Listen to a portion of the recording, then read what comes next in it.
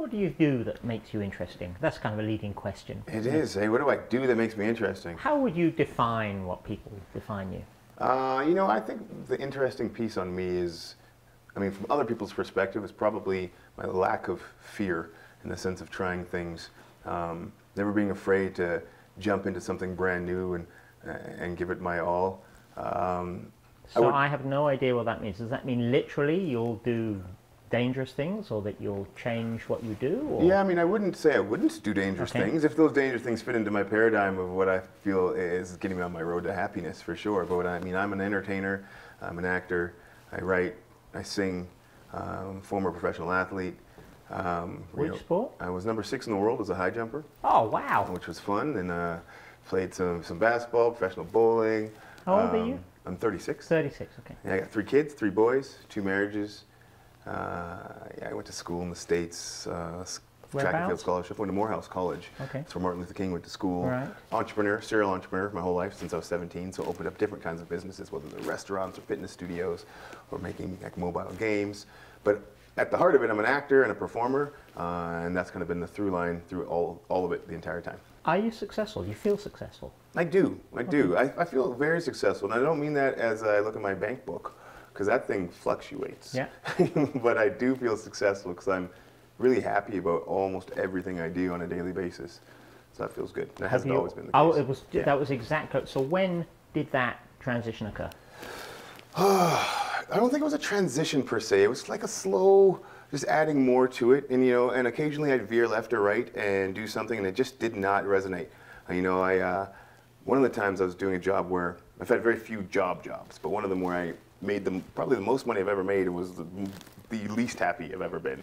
I was selling cars and managing a car dealership, and it was just the grind and watching people's credit disappear, and it just felt wrong on all levels for me. So that was a place where I'm like, this is not an area I want to live in. But for the most part, it's been following that internal drum. So you said you act. I do. What kind of things do you like doing? Well, feature films and television primarily is what I've been doing since I was 14. I was 14 years old when I did my first audition, and I got the roles, one of those lucky ones. I got a movie with Sidney Poitier, myself, and Regina Taylor, and it kind of popped off my acting career. So I didn't know I loved it till I loved it. So I think luck is probably an understatement. I'm sure you were good at what you did. Yeah, I mean, yes, luck's there for sure, but it's almost like you can't be lucky if you don't believe in opportunities. I mean, like I could really believe that money's going to fall out of the sky. So I'll be looking up most of my life, and someone else might be looking down, and if $2 falls from someone's apartment building, I'll catch it because I'm ready for that opportunity. So I mean, yes, it's luck, but I'm always ready for opportunities to work in my favor, and I look for them.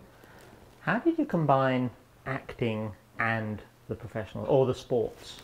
Yeah, they're kind of the same, because my favorite thing about sports, first off, I could say I always am a artist trapped in a jock's body first. I knew this. My favorite part about sports was the performance.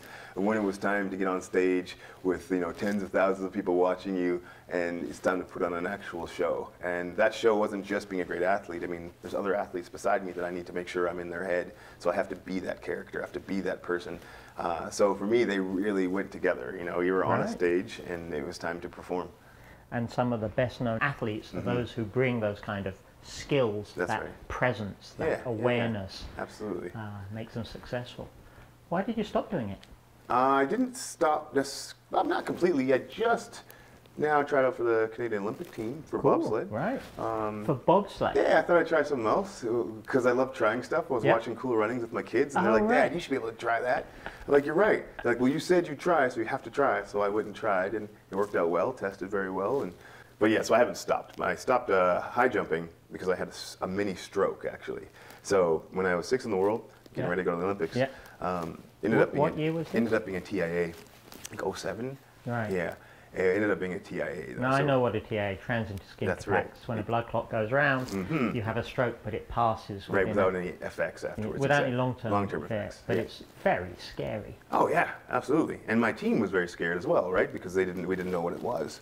So we kind of derailed the professional athletics at that moment, which was fine for me. Again, it wasn't a huge heartbreak. It was disappointing because I'd like to go get a medal. Well, also you'd worked so hard to get to the point where you could do that.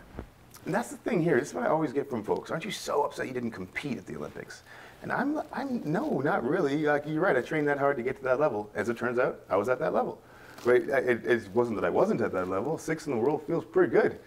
Yeah, it was in anything. In anything, I know. And I got to travel the entire planet and had fun. And there were times where I probably should have been in bed earlier or not gone out the night before. But I was in Lapinlahti, Finland. Like, why wouldn't I? I'm not coming back there. I want to experience the city. So, yeah, I had a great time. I think I did as much as I could, and was really happy. You sound very grounded, to use a term, that you accept and move on. Yeah, that's fair. Well, which is great.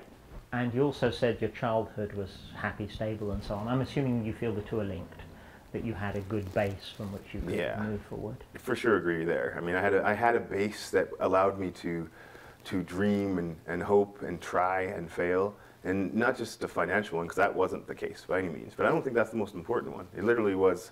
It was okay for me to try whatever I wanted to try, as long as I tried and finished. It was a big thing with our house. We had to finish stuff. I'm a psychiatrist, so I ask these kind of questions, so I apologize in advance. You don't have to answer them if you don't want to. It means I want to. I can't wait. Well, I don't know. You talked about 2 marriages. You described 3 kids. My guess was the 2 eldest are from a first marriage. The youngest is from your current marriage. That's correct, yeah. So, the breakup. Yes. Why did that happen? Oh, man, I can tell you all about it. So, You're happy to do that? Absolutely. Okay. Our relationship now is amazing, to the point where we have a new name for her, to our babies. It's Tuma, like the second Ma, and her partner's Tupa. So Tuma and Tupa. We do Christmases together, we travel together. That's highly unusual. It's great, but highly unusual. It shouldn't be, and it doesn't have to be, you know what I mean? But we can talk about that later, because that's more of a general thing. I mean, Shannon will babysit our new baby and the boys. Shannon is the your first wife. That's How right. old were you when you met Shannon? Oh, man, when I met her, I was probably 20. And how long were you together in total? What, 8 years? So maybe? till you're 28? No, I met her when I was 20. We didn't get together until I was 27 or 6. And then you stayed together for to your early 30s? Yeah, that's right. Okay. Yeah, she's 10 years, 8 years my senior, family friend, well before we were together. We broke up, I think, because A, I didn't know how to be a husband. B, I didn't really want to be the way that I want to be now, looking at it, what it looks like. I was at the peak of my athletic career. Entertainment career was rolling. She was a morning show radio host. And so when we got together, it made sense. I thought this power couple of entertainers, and but for her, she was kind of on the tail end of, I'm not really, that whole life is a little, I'd rather chill out, settle down a little bit. I know you want to be out all the time. She worked a morning show, so that means she starts at work at like 4 in the morning, goes to bed at 8 p.m. I am an entrepreneur, so I'm finishing like at 10. So we're passing in the night. Postpartum was huge with her as well, which she didn't know it. So the first baby, it was like a year and a half of her being a different person, me being a different person, us not realizing what's actually happening chemically.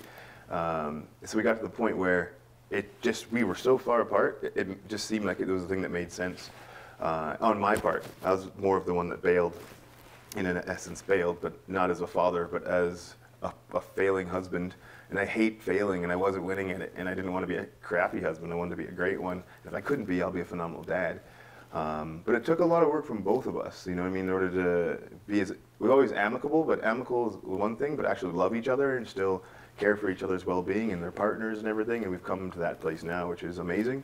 So the whole thing is a family now. It's not even, that's their stepmom, or it's a big collective group of people who love the kids and love each other and care for each other. So that's worked out really well. Yeah. What about social media? Is that something you're very involved in?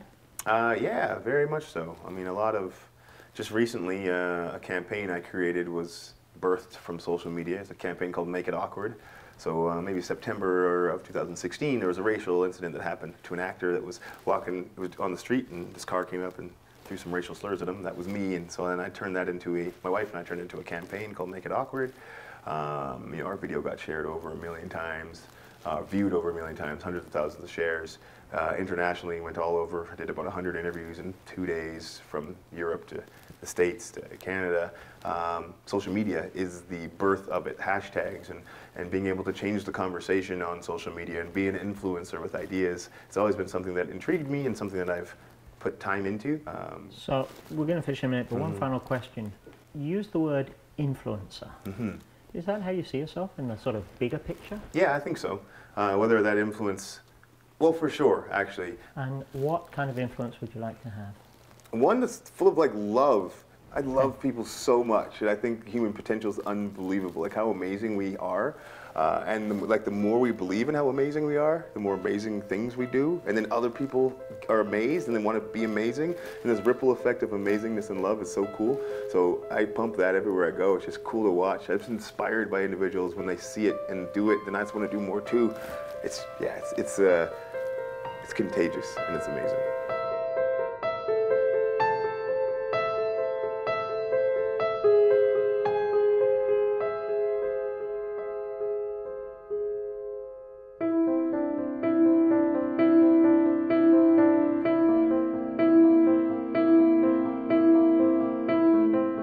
So a couple of things really struck me about my interview with Jesse. One, of course, was his positivity and optimism. It reminds me of an English pop song. There's a lyric, "I get knocked down, but I get up again." The other is the way I reacted to his energy. And I felt myself, and I was aware of the fact that my interactions were different because of his positive energy.